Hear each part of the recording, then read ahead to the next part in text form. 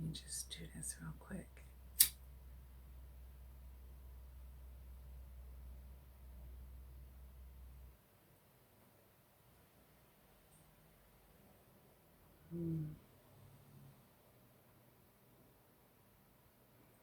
If you don't have any sage, I suggest you get some in your life, honey. It's good stuff. I just need a little bit. It don't have to be a lot. Yes. Got my window cracked over there. Releasing that bad energy, baby. All right.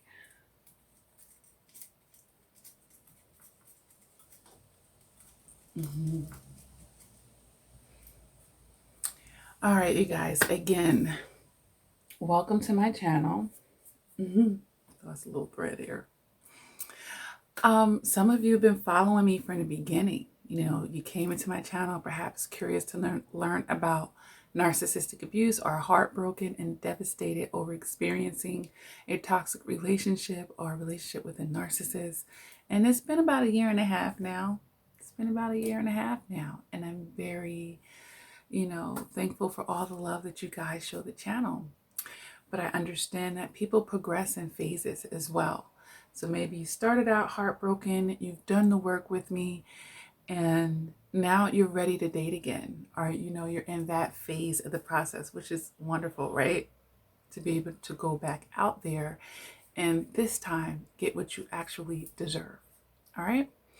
So this video, you guys, is going to be dating tips that you need to be aware of. You need to wrap your mind around these dating tips, concepts, frames of mind. It's going to make you, more viable out here. It's going to make you stronger in your emotional maturity as you go out here and date. All right. And sidebar to everyone that's new to the channel, welcome. Maybe you just want to learn about dating. You could be in high school right now. You're going to be ahead of the game on a channel like this, okay? Take what you can to help you on your journey. Maybe you were married for a long time. You finally divorced a narcissist, and now you're like the new fish in the sea. And I know how that feels, all right? And the world and people and the way that people are doing things is different when you've been married for over a decade or more, or 5 years even, and you're back out there. There's the trends and the approaches of the way that people are doing things tend to shift a little. Okay. So you need to have the right mentality and the right kind of perceptions out here to you're not anyone's doormat. You're not getting stepped on. People aren't running game on you. You should be able to see things 100 steps away nowadays. You can get your emotional maturity there, okay? That no one's blindsiding you, that you didn't even at least consider certain things, all right? So let me go down my dating tips here and like I said, take what you can to help you on your journey. I have listed here six things, okay?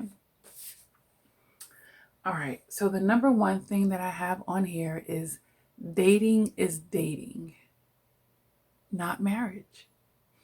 Even if you are dating for the purpose of finding someone to marry, you're still just dating at this point, all right?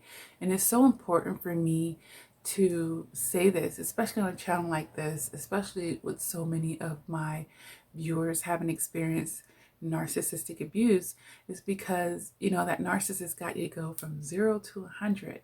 And we can translate that into over investing yourself. Okay. And then when you over invest yourself, what are you going to expect when we want reciprocation? You're going to be wanting that other person to over invest themselves. So this may be, something toxic inside of you that you really need to work on, or definitely be mindful of moving forward. Because it's quite possible, of course, that you can bump into a healthy person and they're not going to do that. They will be alarmed by your overinvestment, because they're going to be in their logic and not their emotions. Like, okay, yeah, I really like this person, but I just met this person, and or how did I earn all of this from them, or why do they want to move so fast with me, so to speak. So, dating is just that. Dating is getting to know usually multiple people. Doesn't mean sleeping with multiple people, but getting to know multiple people to weed out or to get to that one-on-one relationship, committed monogamous relationship, usually anyway. Okay. And some people are dating because they don't want to have that. They just want to be able to date people. They don't want a serious relationship. They really don't want it to escalate or develop or grow into. But just find out what that person is looking for, of course. But generally speaking, once you're dating that person, you are dating the person. All right. Don't overinvest. Don't expect them to be overinvesting, doing things that aren't appropriate for where you are in the stage of the relationship with them. Okay. But when we're used to being in situations when we're doing that, it may be something that you might find yourself doing out of habit. All right. So you got to intercept yourself, be able to have that self-awareness to say, whoa, I'm going to do something different to get a different result. I'm going to pump my brakes. I'm going to take it slower. I'm not going to be over investing in people, because when we're overly investing, what are we doing? We're giving them too much. We're doing more than we should be. We're setting ourselves up at that point. All right.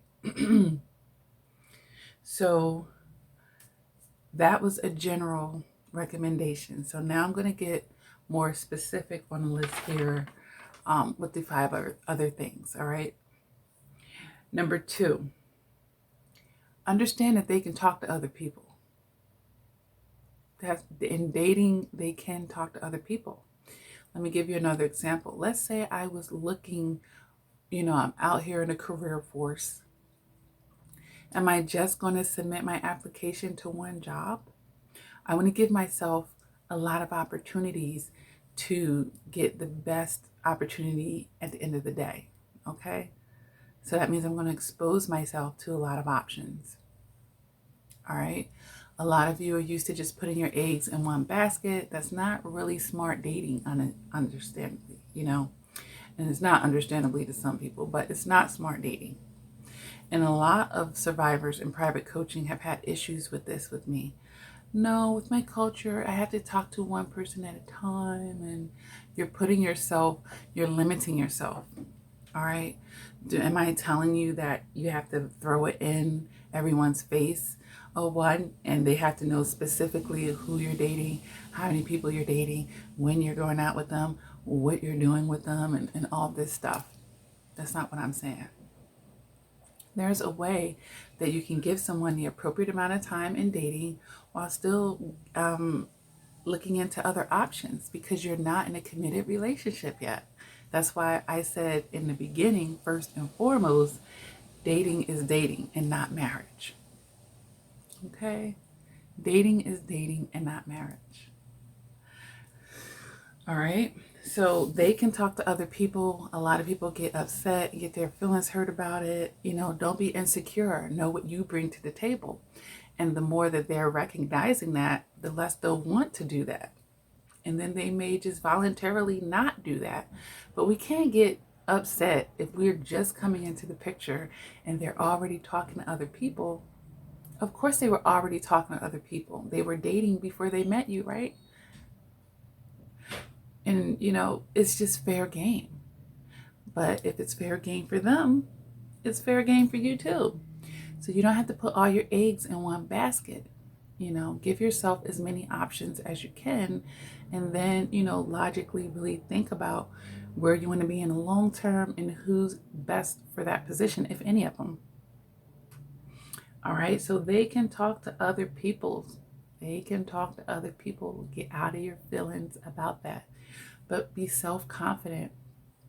Be self-assured in yourself to know what you bring to the table and that they would naturally see it. And if they don't, it's okay. They weren't the ones.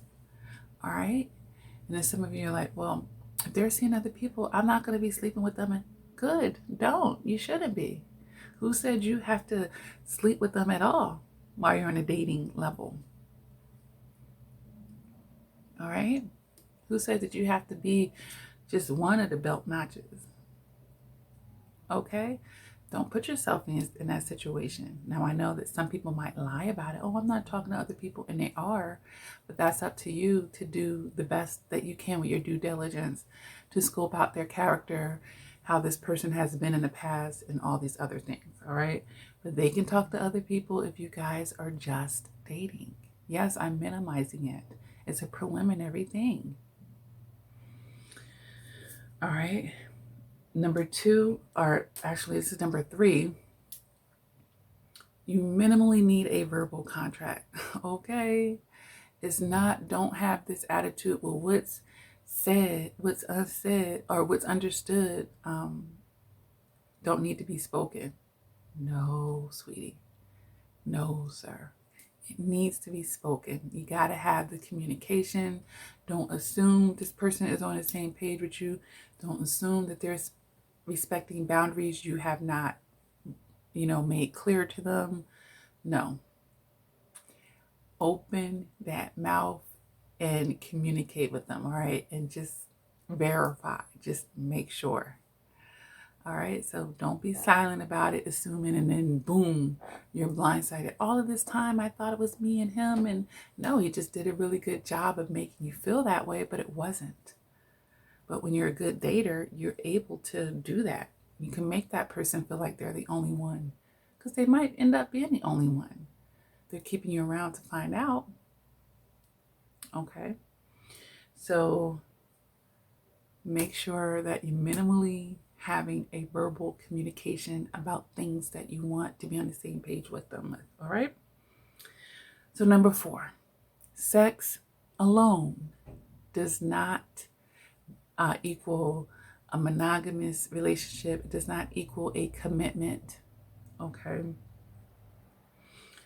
It does not mean that you are exclusive now. Unless you've made that contract with that person to say, hey, I don't have sex unless I'm in a monogamous committed relationship. So now you've moved out of the phase of dating to being in a committed exclusive relationship, or, being monogamous with one another. And that kind of goes back to number 3 about being, communicating verbally, minimally. Okay. But sex alone, don't assume that, oh, now that I've slept with him, that makes me a higher priority than the other girls that haven't. You might be playing yourself right there. As a matter of fact, it could be more likely the other way, because he's going to still be more on the chase for the ones that aren't being so friendly, meaning having sex so easily. And it's still something discreet and mysterious about the other ones because he hasn't had them in that way. So chances are it's not making you more higher than those other ones. It just means you're the one that he knows he can go to for sex. Especially if you did it without even him coming to you to say, I want to be with you, exclusive, monogamous, I want to be committed to you, And same thing for you guys. Just because she's sleeping with you doesn't mean that she's not considering other options. You could be the only one she's still sleeping with while she's still getting to know other options. Or you could just be one of many, one of a couple that she's sleeping with. Okay? We can't make those assumptions. Don't jump to conclusions, all right? So I definitely wanted to point that out, because people get, well, you took my body, but you did it without saying what comes with being able to have that privilege, right? It's a privilege, right? All right, now. So number 5, they don't have to call you every day. They don't have to call you every day. As a matter of fact, it's very common in the dating process to miss a day, maybe 2 days even, you know. Why is this? Because they're managing other people, number one. And number two, you're just dating and things are building up. So they may just be gradually making more space or letting you earn or show your worthiness, and vice versa, of having more of their time. But when we're coming out of situations where we're used to a clingy narcissist that love bombs and that's up your a-hole right in the beginning,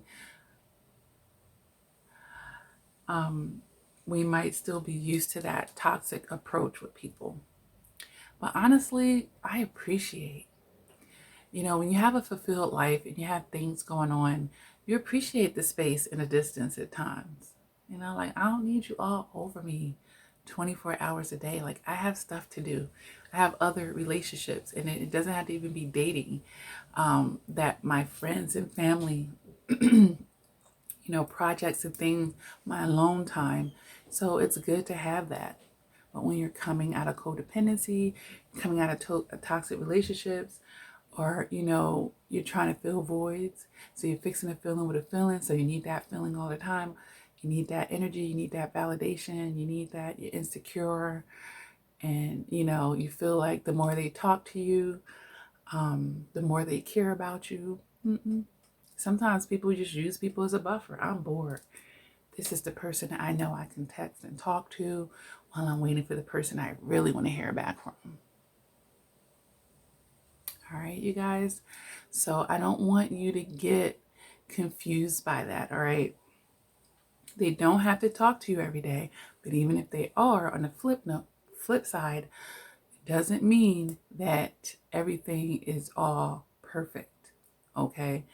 Now, generally, in a healthy relationship, it could mean that they're liking you more and more.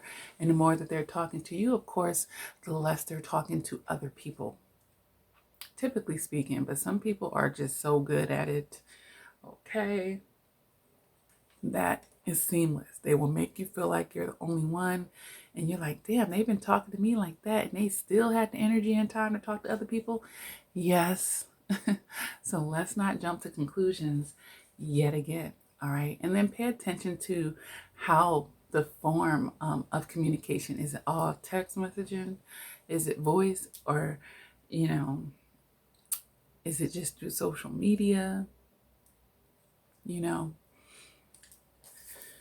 So just pay attention to all the clues and the signs. Do they only inbox you on social media, but they never go on to like any of your posts or make even little comments, stuff like that. All right. So I wanted to point that out. Let's not be clingy. And let's not expect other people to be clingy. And let's not take clinginess as something that's healthy as well. All right. We don't want to do that. So number 6 on my list. This is a big one, and this is important out here. Set the tone right away instead of working your way up to. A lot of times we're moving out of desperation and we want what we want. All right. So if it's just to be in a relationship, even if that person really didn't meet our qualifications, and it's like, what, I'll work with them. I'll kind of get them to work up to. The best thing to do is set that tone from the rip. If they can't meet your standards from the rip, then it's a no go. Don't try to work your way up to it. That's very, very risky. And then they may never hit the mark, and then you'll never really be satisfied, and ultimately it'll be a domino effect, and eventually that relationship is going to end unless you just so codependent of needing to be with somebody that you're going to take someone that's not meeting your needs. Okay. So set the tone right away. If you only like to go on dates to this place, okay, you can be bougie. You can be stuck up. You can have your nose in the air, whatever they want to call it, which only indicates that they aren't the ones to be filling that role. It's okay. if you want them to make a certain income or be able to provide for you on a certain level, if you want a lot of anything, you know, you want her to look this way, you want her to behave this way, you want her to have this type of mentality. It's not for you to teach and train. There's billions of people in the world and everybody is not on the same level. Get with somebody that is, and stop trying to work with energies that are just so far off of what your standards are. It's setting yourself up because it's a gamble that they will really meet that. Now, here's the other issue with that. Then you can meet someone that's meeting your standards and then they fall off. It's like, okay, because how you get them is how you keep them. Okay, but you got this person treating you mediocre or less than average, and now you want them to be up to your standards. Then it's not even their standards or the energy that they were bringing to you. How you get them is how you keep them. So if you have them coming in, showering you with gifts, taking you to nice places, and they have the ultimate respect for you, and they've always been that way with you, and they know like this is all me and this person has ever had, and that's the protocol. Then if they go back away from that, ooh, you know, it's going to be noticeable, and it's going to be up to you to figure out, you know, what's going on here. Why aren't you able to maintain what you were maintaining in the beginning here?